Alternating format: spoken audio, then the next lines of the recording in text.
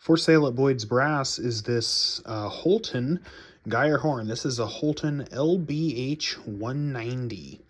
So these are actually pretty uncommon horns, but pretty good players too. I've been very impressed with this horn. I did a practice session on it and just very pleased with how it plays. Nothing like a normal Holton Farkas. This is actually definitely kind of a different ballpark of a horn. It's just quite a good player. Plays like a Geyer horn. As you can see, it is a Geyer wrap horn, so we have the change valve on the bottom, and it's true Geyer. In other words, it's not a Knopf with the tube that comes out this direction.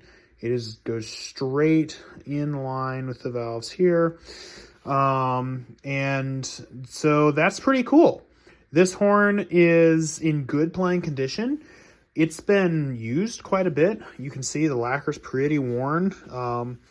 To the point where, you know, basically this kind of looks like an unlacquered horn, although it still has some lacquered left. Decided to not strip the lacquer just to keep this at a lower budget price point. There is some minor pitting, of course some minor dents and dings, but overall this is actually still quite a good horn. The valves have good compression.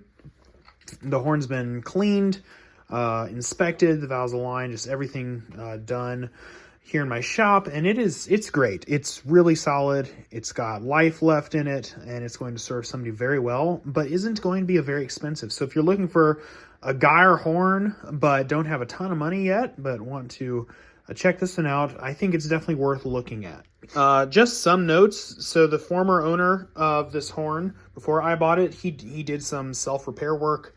So actually there are some parts here and there on the horn that are definitely aftermarket. For instance, this valve cap is aftermarket, but really they're only cosmetic things, and they all work pretty well. Actually, he did decent stuff. Here we are on the back side of the horn, and you can see again it's in use but great condition. We've got quick and quiet valves. The valves still have good compression. The second one gives a little bit of noise, but it's not bad. You can not hear it when playing, of course. Of course, the valves have new bumpers, new strings been aligned. The horn's been completely cleaned and is ready to play. All the slides work as intended. You can see there are some minor little dings, like there's a dent here. There's some dings and pitting and just wear here and there. But, you know, really, for a horn made in, probably was the 80s, this really is just in great shape. So you may be wondering what LBH190 stands for. So normally you'd think, you know, just H190, but as you can see here, LB, what does that stand for? So I asked some people about this. Wes Hatch actually told me that it stands for large bell, and what that meant is that this bell is the same one that would have come on the Holton H180, so a large throat yellow brass bell. I find that this actually gives the horn, it's got a very warm sound. You'll hear that in a second here in the video. It's got a very warm sound for a Geyer, but still very projective. So I think that's actually a really cool feature of this horn.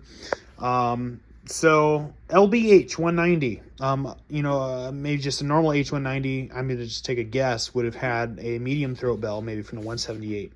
But LBH, large bore, Holton H190. So there you go. This horn comes in probably the original Holton case. The case is in pretty good shape. It's definitely fully functional. It's showing its age. It's got some tears here, and it's just generally a tiny bit rickety, but completely functional. It's going to protect the horn well. Maybe something you want to consider replacing in the next couple of years if you do end up buying this horn, but it's going to work great. You know, you've got some tears. It's going to work great though, in protecting the horn, which is what the case is supposed to do. So we go ahead and just keep this case with the horn. Very solid, going to protect the horn well. I do think this is quite a nice horn, actually.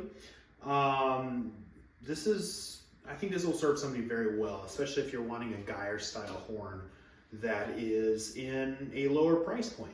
Some things about how I found this horn plays, it's actually a little bit different. First of all, it's got a great big sound. I love the sound of this horn. Second of all, it slots well. All the notes slot well. I haven't found a bad note per se. All the registers are really good. I will say there's one little funny feature, and this may be a me thing actually.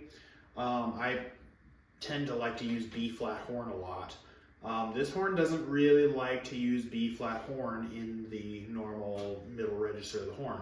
So for instance, where I would often find myself using alternate fingerings for or below the step D or F, right? This horn's like, no, I'm not, it doesn't want it. If you're using normal F horn fingerings, which probably most people are, anybody looking at this horn probably would be, high school students, for sure. Like, your teacher's gonna want you to use F horn fingerings most of the time.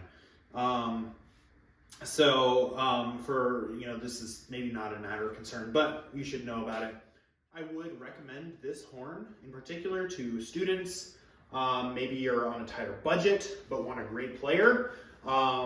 This would be a great horn for you. Also, maybe somebody looking for a backup horn, community player wanting a Geyer, anybody wanting to get into a Geyer style horn without paying $4+ for a horn. This would be a great horn for you. So if you're interested, check it out at boydsbrass.com. That said, I'm going to play all the registers of the horn, top to bottom. So as you can hear, it plays great in all registers. Then I'm going to play the introduction to the Introduction, Theme, and Variation by Franz Strauss, Opus 13. Hope you enjoy.